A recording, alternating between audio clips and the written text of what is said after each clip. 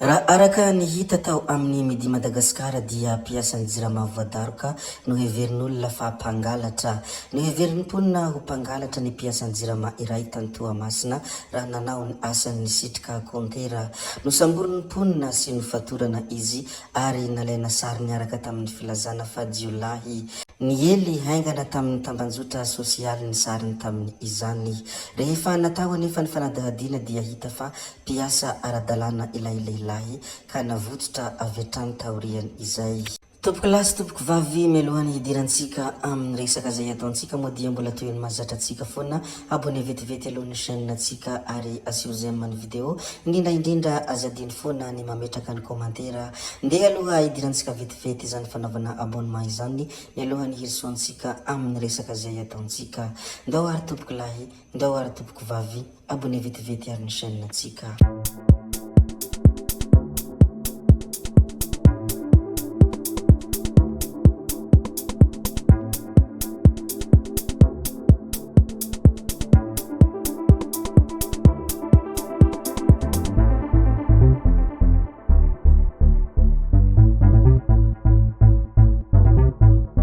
Raha araka ny vaovao misy moa dia olona 3 maty, 7 naratra ary 4 voasambotra nandritra ny Paska. Nandritra ny fankalazana ny Paska tao Analamanga, lozam-pifamoivoizana miisa 12 no voarakitra. Olona 3 no namoy ny ainy ary 7 naratra ka 10 tamin'ireo loza dia vokatry ny fahamamona avokoa. Maty teo no eo ny lehilahy 13 taona sy tovolahy 20 taona nitondra moto, raha naratra mafy kosa ny vehivavy iray 30 taona. Raha araka ny loharanom-baovao hatrany dia nisy fiara iray nandositra rehefa nosakanan'ny polisy ary mbola karohina amin'ny izao. Etsy andaniny ihany koa dia olona 4 no nosamborina noho ny heloka samihafa toy ny halatra sy ny vakitrano. Ny farany dia nisy ihany koa ny fanafihana amin'ny tampiadiana na herivaika izay nitranga tao Andranomena na verivola sy fitaovana. Izany moa ny zavatra nitranga nandritra ny iny fankalazana ny Paska iny koa dia zareo kely aminareo ato. Resadresaka kely ny mikasika ny Papa François indray isika.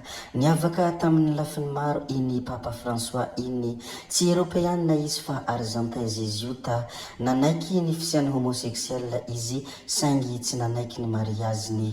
Ny fona ampahabe maso tamin'ny ireo herisetra ara-nofy nataon'ny pretra ary nanatsikafona ny kolikoly tamin'ny fitantanam-bola ny Vatican. Nampanao audi ny fananany Vatican ary nakamamy ny fifanantonany samahafa finoana toy ny kristianina sy silamo, katolika sy orthodoxa, katolika sy jiosy sy ny sisa sy ny sisa. Nanohana hatrany ny madinika sy voatsindra hazo lena, hilevina ao amin'ny Basilique Romaine de Santa Maria Maggiore araka ny faniriny, raha ao amin'ny grotte du Vatican avokoa ireo ray masina. Ireo no isan'ny nampiavaka azy, raha mpanjaka no maty dia hoe le roi est mort vive le roi, fa raha ny papa kosa dia miandry ny fifidianana afaka tapabolana eo. Izy reno ho dimbiny masinda Piera. Mandalo tokoa ny fiainana ety ambonin'ny tany, miserana de vita dia tsy maintsy mipody any amin'ny andohana fa tsy misy mahagitra mandrakizay. Mandriam-piadanana Papa François, aingany anjely ny tombo foana no hitsainanao ka hazahoanao izany fiainana mandrakizay izany. Rehefa voalazantsika moa ny mikasika aniny Papa François iny dia ndeha resika hiresadresaka kely ny mikasika ny Premier Ministre lehibe ny gouvernemanta, tsy iza moa izany fa Andriamatoa Antsainy Christian.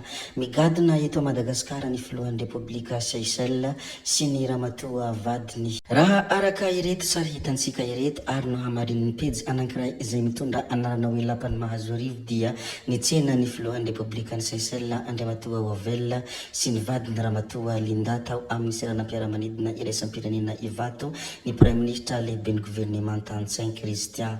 Izy ireo no vahiny manankajy voalohany tonga eto amintsika amin'izao ankatoko ny fandraisana ny fiona an-tampony COI andiany fadimy eto Antananarivo izao, izay ho tanterahana ny alakamisy fa 4 avril 2024 avy izao.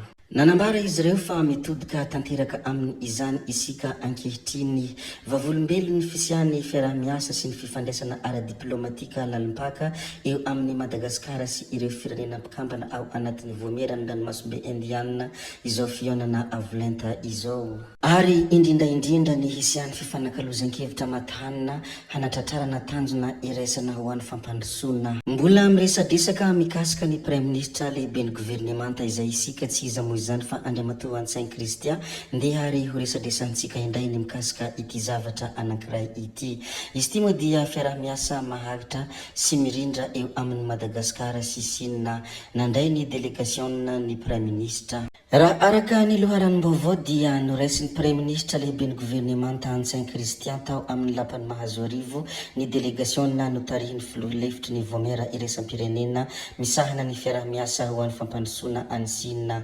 Io moa ilay antsoina hoe China International Development Cooperation Agency. Dinika ara-diplomatika sy ara-toekarena tafiditra ao anatin'ny fanamafisampifandraisana eo amin'ny Madagasikara sy Sinina ity no tanterahana ity. Ary fifandraisana mirindra mahagitra sy ahitana vokany mivaingana eo amin'ny sehatry ny fampandrosoana no tanjony izany. Anisany nifantoka tamin'ny fandinihana ireo sehatra stratejika maro lafy izay heverina ho laharam-pahamehana hanohizana ny fiarahamiasa ny ladinika ka nisongadina tamin' izany ireo tetikasa lehibe eombonana toy ny lafy ny fahasalamana, ny fanabeazana, ny fotodrafitrasa isan-karazany, ny angovo, ny fambolena ary ny fitantanana. Nandritra ny io fifanankalozan-kevitra io dia samy resy lahatra ny andaniny sy ny ankilany fa ilaina ny fanohizana ny fiarahamisalahy mba hitarihana ny tombotsoa eombonana.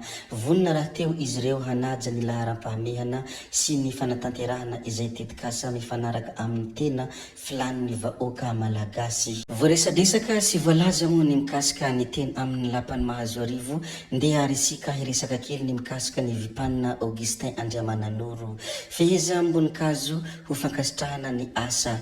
Tonga teny amin'ny tonelina Ambohidahy ny vipanina Augustin Andriamananoro niaraka tamin'ny ben'ny tanàna Antananarivo sy ny ireo ekipa.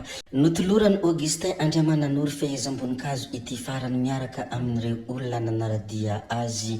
Tetsy ankilany ihany koa dia naneho fankasitrahana ihany koa ny ben'ny tanàna ka nanolotra fehezam-bonikazo any Augustin Andriamananoro. Manantena ny rehetra hoe ity farany mba hanao ny dia ampahafolo ny asa nataony fotsiny aza. Izany moa ny mikasika ny fehezam-bonikazo fankasitrahana ny asa araka ireto sary hitantsika ireto moa ny sary fanehoanany amin'izany zavatra izay nolazaintsika izany.